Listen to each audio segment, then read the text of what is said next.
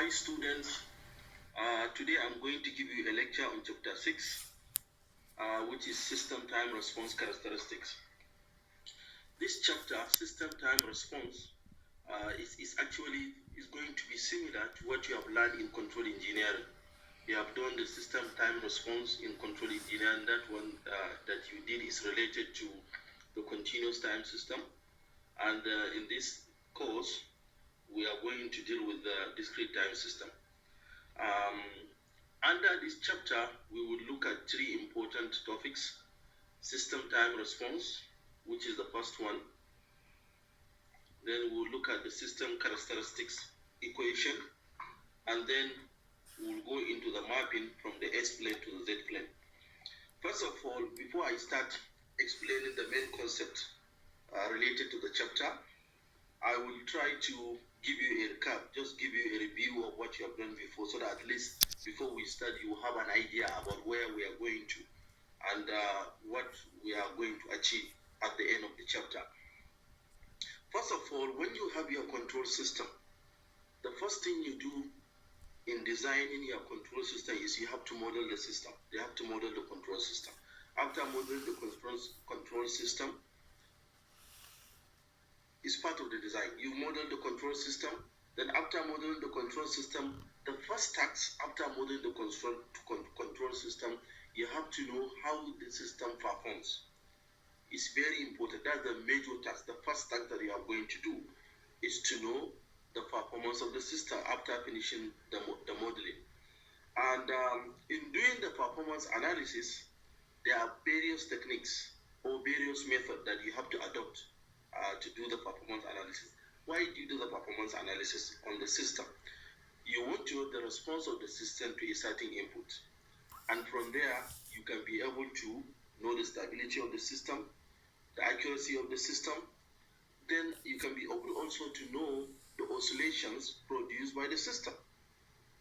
So now, in doing that, so basically, this system time response, it means how the system behaves in accordance with time when a specified input test signal is applied to it. You have your system, you have the transfer function of the system or the closed loop system, and you apply an input and you get an output. So you want to study that response to a particular input.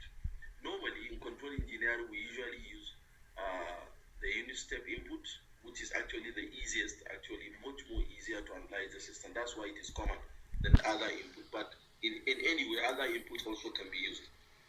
So now, after you have applied an input to the system, let's say for example a unit time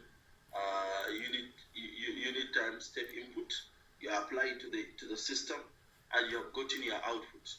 So your response will be like you will get a certain response.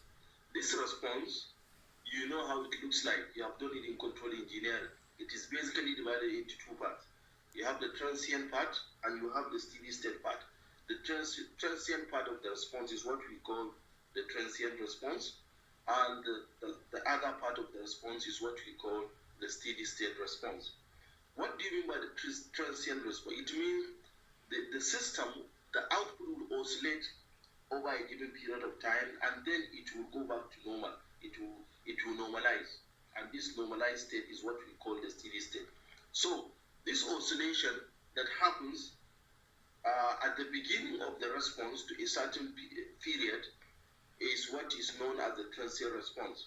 And what does this transient response really mean? You have done transient response and steady state response. I think you did it in network analysis. The transient response is that part of the response that goes from the initial state to the final state. Or in essence, it is the time required to change from one state to another state, and the values of the variable during this time is called the transient. During this transient, you may have some oscillations, and which may give rise to a lot of things. You will have the overshoot, you will have the rise time, and then you go also to the settling time, and so on and so forth. You have learned all this in control engineering. At the end of the transient response, then you have the steady state response, which is what we call, it is defined as the state with fixed response when the time reaches, when the response which is infinity. This response is not changing, it is fixed. So you see that when the response actually becomes fixed with the same amplitude, then you know that it's now stable. So at that time, you can call that type of response the steady state response. So most control systems will behave this way. You will have the steady state response and you will have the transient response. And based on this, you can be able to know different parameters from this response. You can be able to calculate the rise time, the settling time, the overshoot, and so on and so forth, which you have done. And these parameters are important also to know the performance of the system. From there also, you can go ahead and also know the stability of the system. And then you can know how the system works, whether your design is actually good enough to solve the particular problem or not. So now, this chapter is exactly similar to what you did in control engineering, but the only difference is that instead of having a continuous time system, here we are going to deal with a discrete time system. That's just the difference between the two. So now, in this chapter, we will look at the system drive response by an example, which is example 6.1 here, which is from your textbook. I will read the question and I will explain how they end up with the solution to this problem. The question says, the unit step response will be found for the first order system in figure 6.1a. Look at figure 6.1a. This is 6.1a. Look at it here. Figure 6.1a. Since the plant of a temperature control system is optimally modeled as a first order system, this system might then be model of a temperature control system. Why do you call it a temperature control system? We know that when you are modeling a temperature control system of a plant, normally the equation is a first order, like this. This is the first order equation. This is the plant. This is the modeling of the temperature control of the plant. And why did we say it's a first order system? Because the S here is the power of S is 1. You know the power of S is 1. You already know that from control engineering. Okay. Using these techniques, we can express the output. So, what we need to do here, we are going to compare the discrete time system and the continuous time system. But we'll start with discrete times. Assuming that this system is a discrete time, how do you know that the system is a discrete time system? The way you will know that it's a discrete time system is because you have an input here, this input signal here in S, it passes through the comparator with the feedback coming, and then you will have an output which is ES. This output is sampled because of this sampler. Because the output now is sampled, it means it is now converted from a continuous time system to a discrete time sequence, which will now pass to the zero order hole. This is the zero order hole. You already know that. And then this output of the zero order hole will now go in and control the plant. So now, assuming this is the discrete time system, and then you are asked to get the transfer function of the system or the response of the system to a certain input, RS. So if it's a discrete time system, as we said, if you are going to get the system response, you need to convert it to Z. Everything has to be in Z. You all know it's more convenient to do it in Z. Then, so what we do here is, what we can do here is that this equation that you see here, highlighted, is the transfer function of the system or the response of the system. This system, CZ would be this. This equation, we have already derived it in the previous chapters. I showed you how this equation was obtained. This equation is also derived in control for the continuous time system. Is also the same. The equation is similar. So instead of S, you just convert it to Z. It's the same. Assuming this is the equation, after getting the closed loop transfer function of this system, you will get this equation. So now, from this equation, you can easily get your output response of the system. How do you do that? First of all, you need to get these parameters, GZ and RZ. RZ, of course, will be given because this is the input signal of the system. So GZ here is going to be a combination of the zero transfer function of the zero order hole and transfer function of the plant. So it means GZ here is going to be transfer function of the zero order hold and transfer function of the plant. Look at it here. So it means if it is in S, look at it here. So this is ds. Look at ds. You just multiply the two of them, the transfer function of the zero order hold and the transfer function of plant. And after doing that, as I said, we have to convert everything to Z. So get the Z transform of it. This symbol that you see here, it means get the Z transform of this term inside the bracket. And when you do that, the Z transform of everything here, first of all, what you need to do is get the Z transform of this, go to the table. The Z transform of 1 minus epsilon to power minus Ts will be Z minus 1 over Z. Look at it here. It's going to be this. And then 4 over S plus 2, this part and this S together will be this one. And then after doing the Z transform of this also, you can also get the Z transform of this term inside this bracket from the table. And then from the table, you can get this from the table. From the table, after using the table, at the end of the day, the Z transform of GS will be this. Look at it here.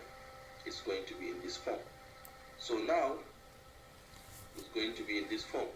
And then after simplifying this term, at t equals to, at sampling time of 0.1 is going to be this. So this one now is the transfer function of the plant and the zero order hold. So now, after getting this, you have not finished, because what you need to do, you need to get the response of the system, which is CZ here. You know, the discrete time response of the system. So, before you do that also, you need to get a transfer function, which is dz over 1 plus dz. Look at it here. You see it here? You need to get this term. Look at it here. This term here. This term here. You need to get this first. This term. Get it? And this is the one here. And then after getting this, what you need to do, this one here, put it here, 1 plus the same term. You will simplify it and you will get this term. So this one now is the transfer function of the system, which is CZ over RZ. So this one is CZ over RZ. So now, I will come back to these figures later. Now, CZ over RZ, you know that is going to be this term, but you have to multiply by RZ, which is what? Assuming the input is a unit step input, you have to get a Z transform of that, and this is a Z transform. I just multiply by the term, you see? Multiply by that TS here. TZ here. 0.625 multiplied by what? Z over Z minus 1, you see? Which is the Z transform of the unit step input. And then at the end of the day, to get your CZ, you have to do what? You have to simplify, do partial fraction technique that we have learned in the class, and then the equation now will end up to be in this form. Look at it. After getting it in this form, then you already know you have to do now the inverse Z transform of CZ, the function CZ, to get your CKT. So now, this one, after doing the Z inverse Z transform, you will get the system time response at the sampling instance, CKT. CKT will be equals to this. And then you can plot the graph now. You can plot the response now. After getting this equation, look at the values here. At CK equals to 0, CK here is, instead of K, is also KT. Is the same actually, just that the T is not written here. So at KT equals to 0.1, just where you have K put 0.1, you will end up with these values here. From this table here, KT and CKT, you can plot the graph. Look at it here. You see here now. Let me show you something here.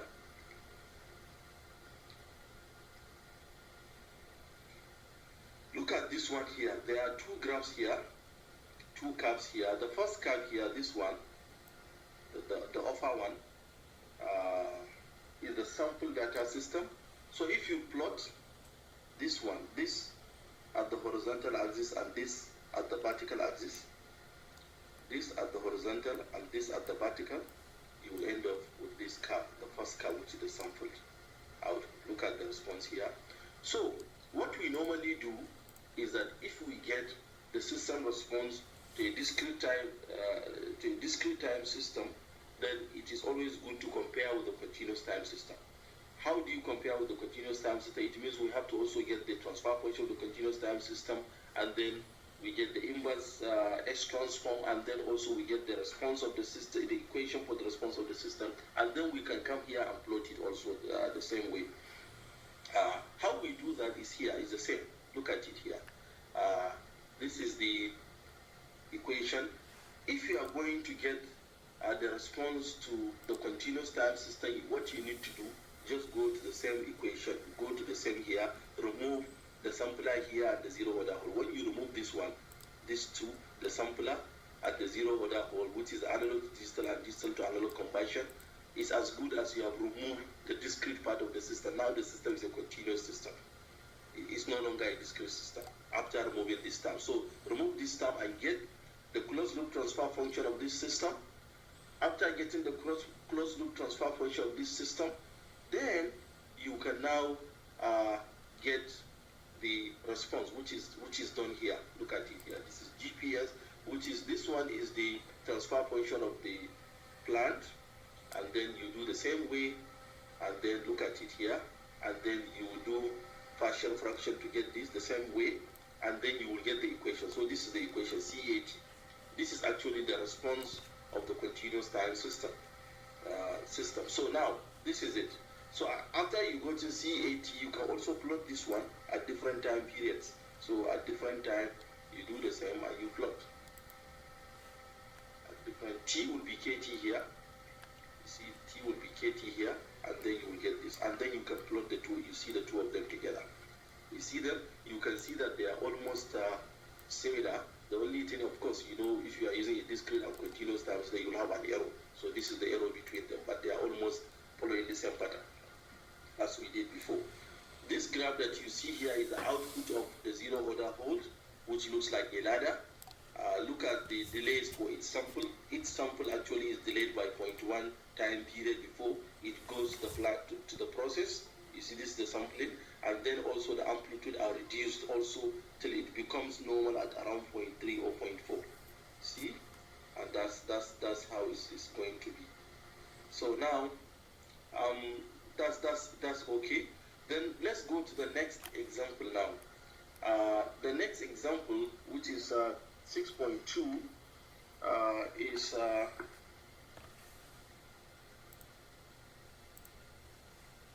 6.2. This example, I will explain it, and you can refer to the textbook because it is already done in the textbook, but I will give you an idea on how it was done. This example is a continuation of 6.1 to show the effect of sampling. Okay, I'm sorry. This one, I've already done it. This one is 6.2, this one. So this is just the question here. This is the question, already the solution for getting the response of the system to continuous time system. And this is the question, and this is the solution to that question. Okay. Now, let's go to the next problem.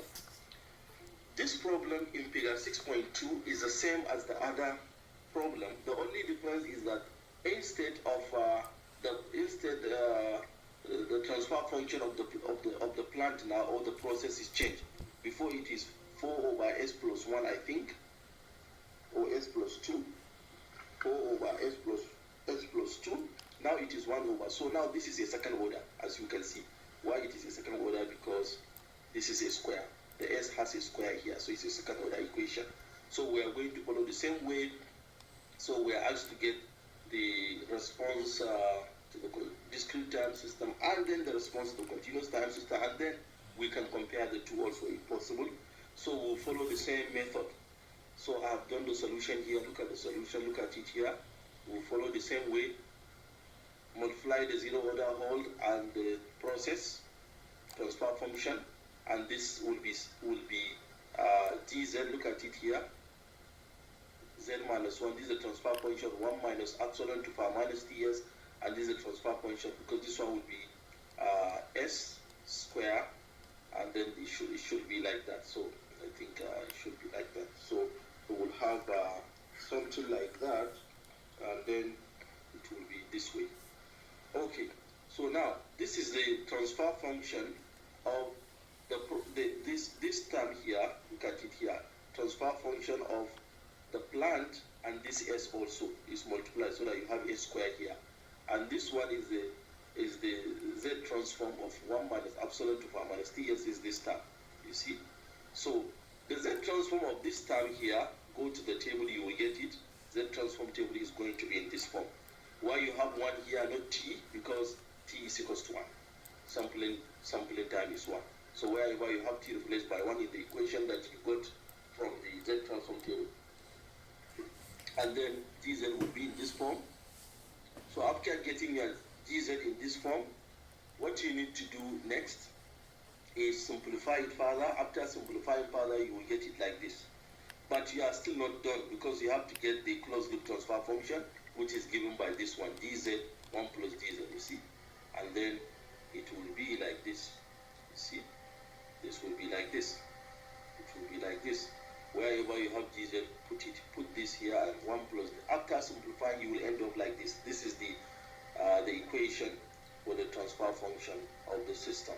But you have not finished, because you need to get your Cz, which is the response to the discrete time system, and then you have to put the input. You have to multiply by the input, and the input is unit step input, which is z over z minus 1. So this term here that you see here, multiply it by z over z minus 1, you see. I'll just multiply the term here, this one, you see. This term that you see here, just bring it here, see. And then this is the term here, then multiply by z over z minus. After multiplying, then you get the equation for the output response. How do you get this equation? First of all, you simplify this and you divide it. You can apply the long division method, which is actually the power series method that we did in discrete control system. After applying that one, the equation will be in this form. Look at the equation. It's going to be in this form. So this is the equation. It will be in this form. So now, after getting this equation, you can easily plot the response, easily. Because this one is what? The response at the first response at time t. This one, the second one at sampling time t. This is the second one at sampling time 2t, 3t, 4t, as we did in previous chapters. So from here, if you know this equation, it will be easy for you to just draw the response. No need even to do the inverse here, the inverse the transform here. And from here now, we need to know what will be the final value of this response.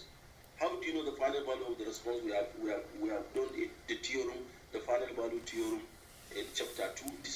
This is the formula for the final value theorem. Limit as this one approaches infinity. What will be the value of the response at the sampling time period approaches infinity? And this is how it's going. This is the equation. So where you just replace this Cz here, put it here. Just take the whole equation, this one, and then put it here. After you put it here, multiply by z minus 1, then you see it's 1. So it means the final value of this response will be 1. The final value of the response will be 1. Look at it here. So when you plot the sample values, it will be 1. The final value will be 1. You see, it will be 1. And how do you know the values here? Look at the value, the sampling, the values at different sampling instance. Look at them here. This one. How do you know them? From the equation.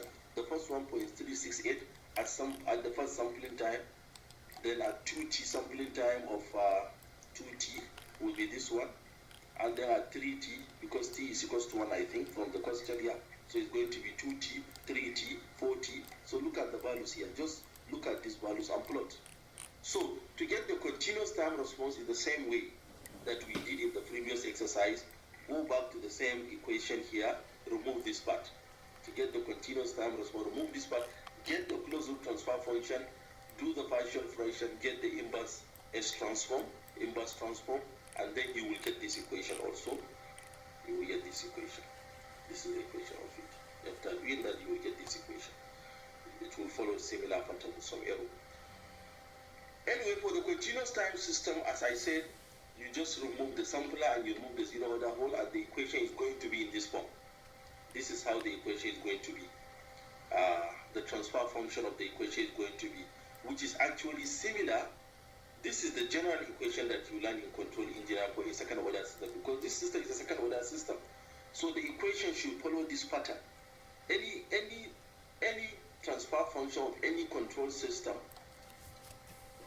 that's the second order system, should follow this equation, where omega n, we say the natural frequency, xi is the damping ratio. These are terms which are associated with the response also. And then from here, you can see that you can get this value of xi and you can get value of omega n. How did we obtain 1 over s squared plus s using this formula? Because now we remove the sampler, we remove the zero order hole, and then this is the response of the continuous time system is going to be in this form. Look at how I did it. It's very clear. You will get it. You will understand it. So this is it now.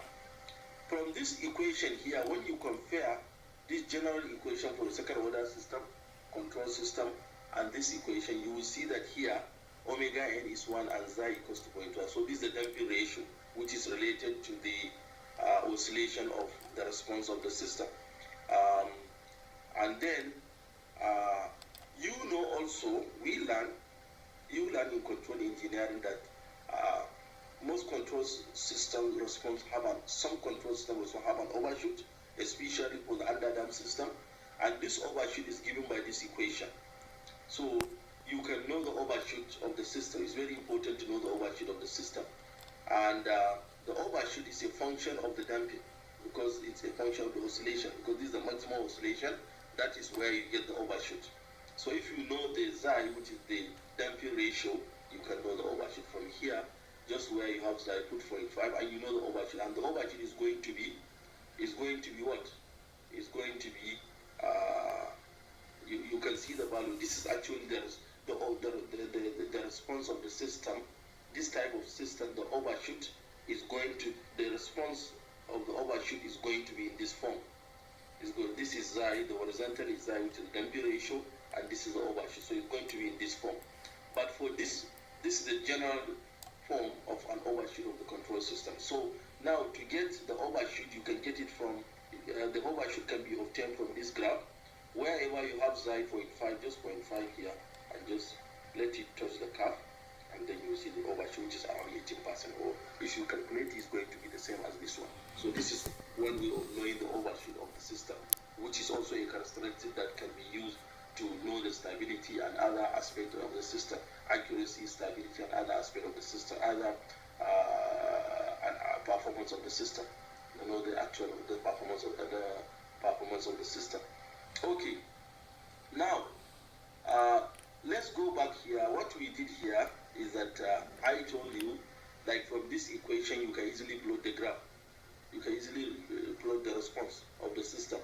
But in the book, they went ahead to also get the response, actually, to get the actual response equation, which is in KT.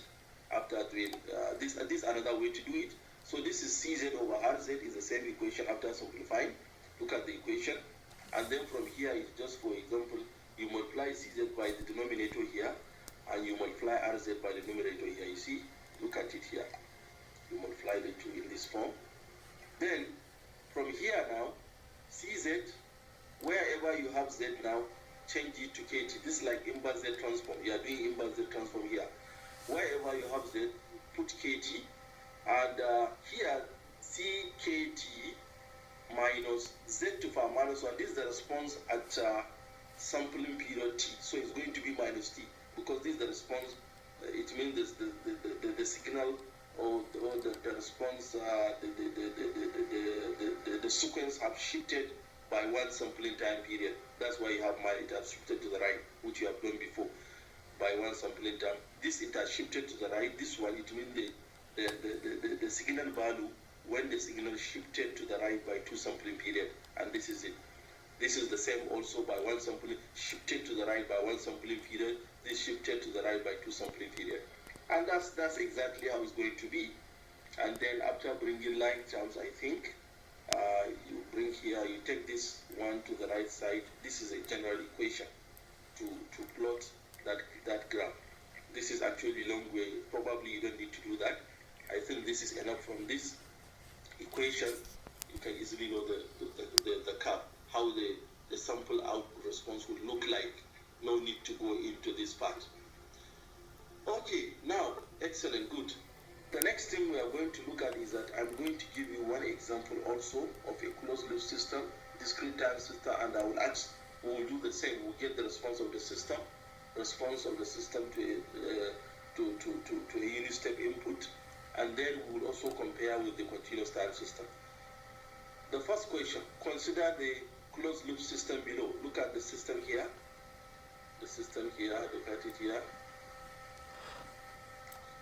And then calculate and plot the unit step response at sampling instant dz equals to 1 is 1 here. It's just that it's not showing, but it's 1. So, first of all, you have to get your dz, which is the transfer function of the zero order hole and the process. Multiply the two of them together, 0.5 s into s plus 5, and then this one, the transfer function of 1 minus epsilon to power minus t is z minus 1 over z, and then the transfer function, the z transform of this term will be this. And after getting the multiplication of this term, which is the transfer function of the process, and s will be this one. Yes. Get the z transform of this term, and it's going to be from the table, is going to be this form. And then simplify this, you will get this term. Now, you will do the same way as we did in the previous example. Get the transfer function dz over 1 plus dz is going to be this form. It will end up like this. And then your cz, because you have a unit step input, then it will be the z transform of the unit step input, which is 1 over s, is going to be z over z minus 1. Then you multiply by this term, which is the closed loop transfer function of the system. And then do the partial fraction expansion. You will get 0.5 and 0.5. You all know how to do that. We have done many examples in the class before. Then after doing the inverse Z transform, the equation will be in this form. From this equation now you can plot the curve. I will show you the curve next in the next page. Okay, this is the first thing you do. Now the second question says calculate the system unit step response of the analog system with the sampler, digital controller, and the data order hold all removed. Plot the response on the same graph with the result of FAT A. Okay, good. Now, you do the same. What you need to do, remove the sampler, remove the zero order hole, and you need to remove the controller, which is DZ, and then look at how it's going to be. You already know the system now will be this, and then it's going to be in this form. So this will be the final solution. After this is the transfer function of the plant, 1 GP, this is GP, 1 plus GP, transfer function of the plant, and you will end up like with this term, which is the same as this term. This term and this term are the same. And then after doing that, then you get, what do you need to do here? You get the, look at the response here. So after doing that, you will do partial fraction expansion, and then from partial fraction expansion, you would end up 0.5 over s minus this over s. I think something is missing here because there is s here. I think there is s before here. There is s here. Yes, there is s before because 0.5 over s plus 1.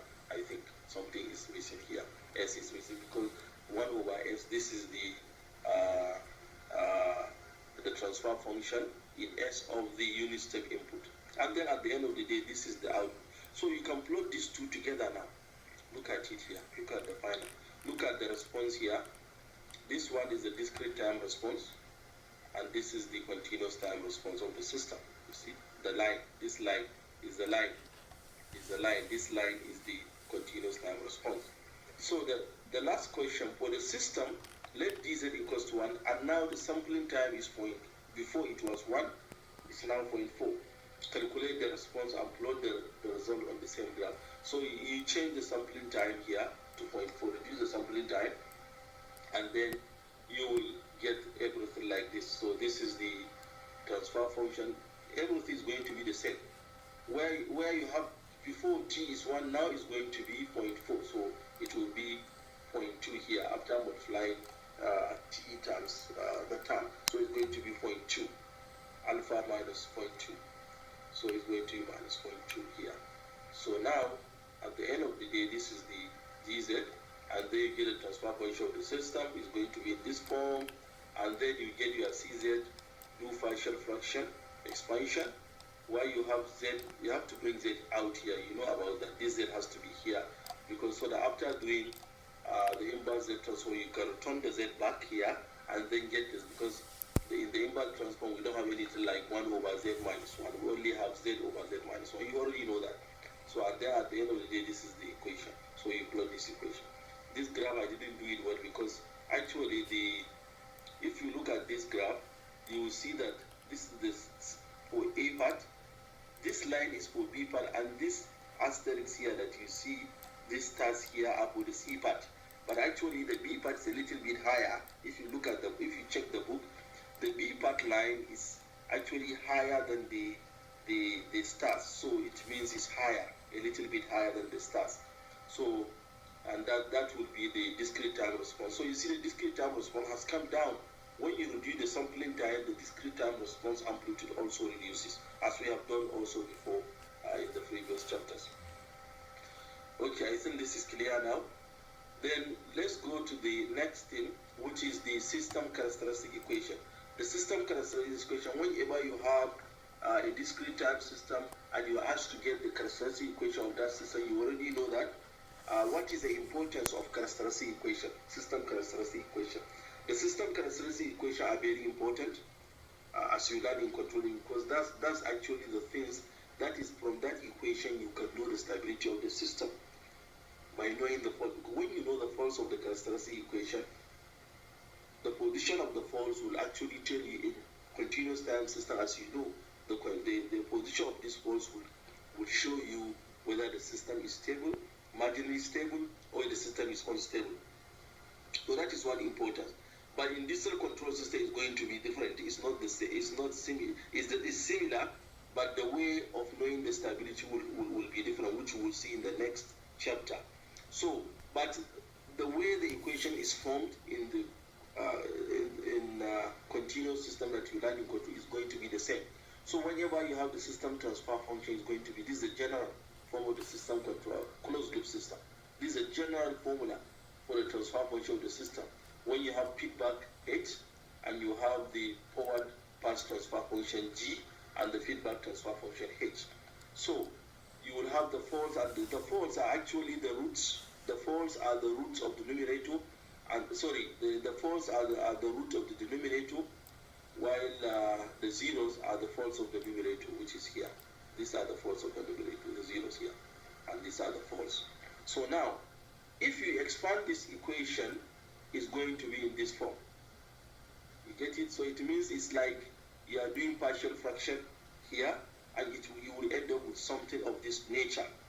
You have K1, Kn, so you need to find K1 by partial fraction. And then you can have plus CRZ also. This CRZ these are the terms that are related to RZ, which is the input signal of the system. So, but these ones are the ones related to the closed loop system. These CRZ are the terms that are related to the input signal, where this CRZ contains the sum of terms of CZ which originate in the faults of RZ. Yeah, these are the terms which are actually related to RZ. The first n terms, these terms here, look at it here. The first n terms, these terms that you see here, this one, these terms here. Let me just do it again and see. These terms here, these terms here,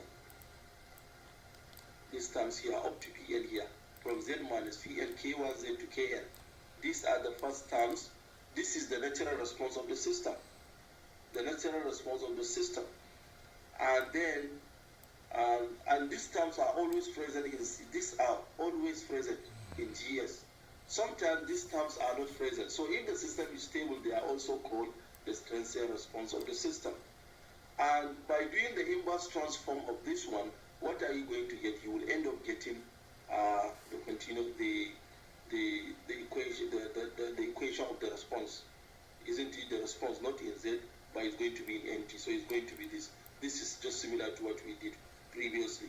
And at the end of the day, this equation of the denominator, 1 plus DHZ, this one here. Look at this equation. This is the characteristic equation from just mere looking. This one is the characteristic, which is equal to 0. This is the characteristic equation of the system. So this is called the system characteristic equation. The roots of the are the poles. These are the poles of the closed loop system. They are the poles, which you all know in control engineering. The roots of the characteristic equation are the poles of the closed loop function. So in some cases you cannot write the transfer function. What happens if you cannot write the transfer function? If the transfer function cannot be written, the roots are the poles of CZ. So the roots of, if you don't know the transfer function and you know, the root of the characteristic equation of CZ will just be the poles, which are the independent of the ones that are not related to CRZ. The ones that are not related to the input function are the characteristic equation of the system. So this is actually the diagram for it. So thank you very much. I hope you enjoyed the lecture. And if you have any question, please send me an email or you can contact me. And hopefully everything will be clear. And I will be ready to answer your questions. Thank you very much, and see you again in the next class next week. Thank you.